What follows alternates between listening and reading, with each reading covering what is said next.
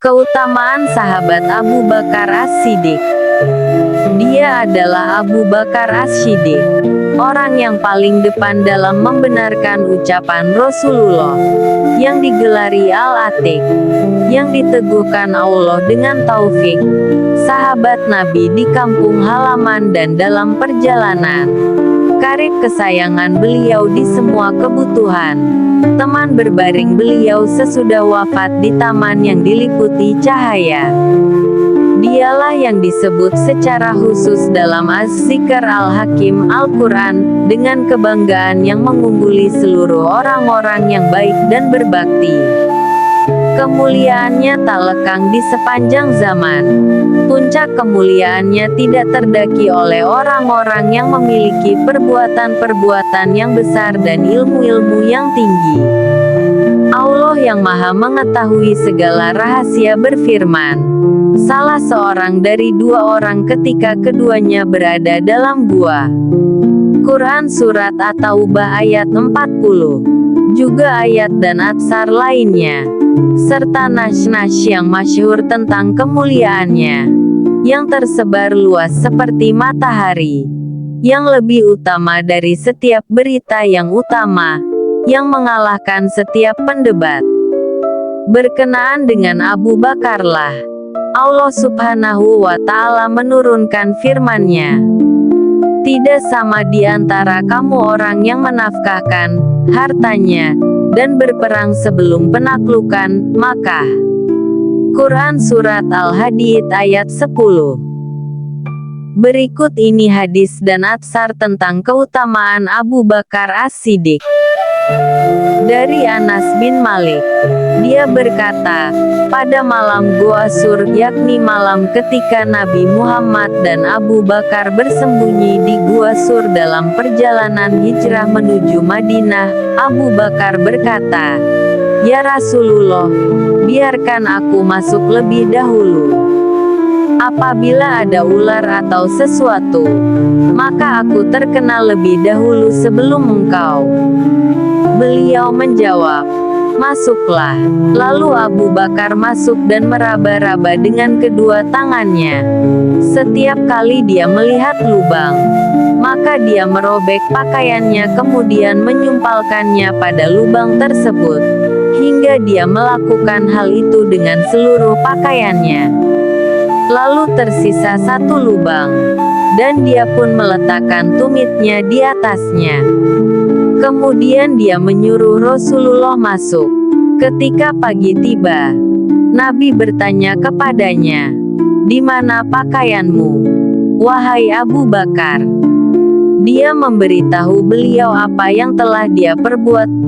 Kemudian Nabi mengangkat tangannya dan berdoa, ya Allah, jadikanlah Abu Bakar bersamaku pada derajatku di hari kiamat.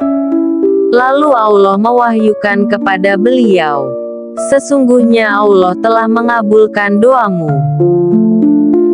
Dari Zaid bin Arqam, dari ayahnya, dia berkata, aku mendengar Umar bin Khattab berkata, Rasulullah memerintahkan kami untuk bersedekah, dan kebetulan saat itu aku sedang memiliki harta.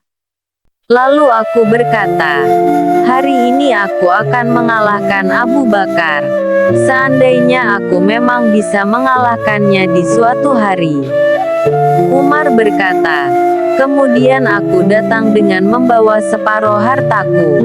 Rasulullah bertanya kepadaku, berapa yang engkau sisakan anfuk keluargamu? Umar menjawab, seperti ini.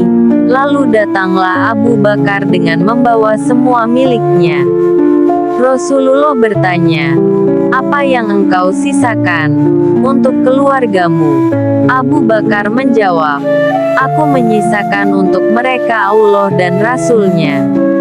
Aku berkata, aku tidak bisa mengalahkanmu dalam satu hal selama-lamanya. Dari Zaid bin Arqam, dia berkata, Abu Bakar As-Siddiq memiliki seorang budak yang bekerja untuk mencari nafkah baginya. Pada suatu malam, budaknya itu menyuguhinya makanan. Lalu Abu Bakar memakannya sesuap. Budaknya itu pun bertanya, "Mengapa engkau bertanya kepadaku di setiap malam tentang makanan, tetapi kamu tidak bertanya kepadaku pada malam ini?" Abu Bakar menjawab, "Karena aku sangat lapar." "Dari mana kamu memperoleh makanan ini?"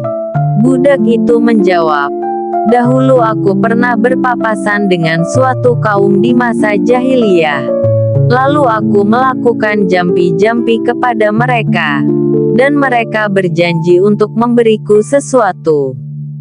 Nah, hari ini aku bertemu dengan mereka lagi, dan ternyata mereka sedang mengadakan pesta sehingga mereka pun memberiku makanan ini." Abu Bakar berkata, "Kamu menyaris menghancurkanku." Kemudian Abu Bakar memasukkan tangannya ke tenggorokannya agar muntah, namun tidak kunjung keluar. Lalu seseorang berkata kepadanya, "Makanan tidak bisa keluar kecuali dengan air." Lalu dia meminta diambilkan sebaskom air dan meminumnya hingga muntah. Lalu seseorang berkata, "Semoga Allah merahmatimu. Semua ini hanya demi sesuap makanan." Dia menjawab, "Seandainya dia tidak bisa keluar kecuali bersama nyawaku, niscaya aku keluarkan ia."